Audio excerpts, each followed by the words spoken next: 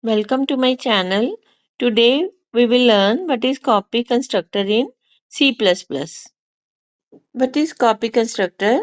A copy constructor in C++ is a special constructor used to create a new object as a copy of an existing object. It initializes the new object with the same value as the object being copied. When is copy constructor called? First is initialization with another object. In this example, there is a statement simple class obj2 equals obj1. Here the copy constructor is called to create obj2 as copy of obj1. Second, passing object as function arguments. When you pass an object to a function by value, here my class obj3 is passed obj1 as an argument to a function.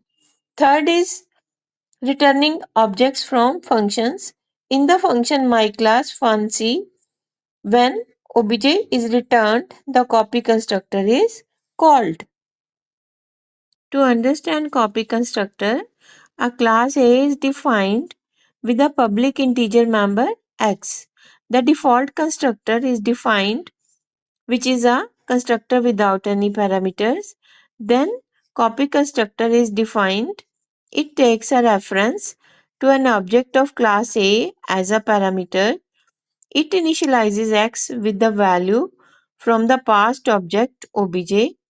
A message copy constructor is printed to the console when the constructor is called.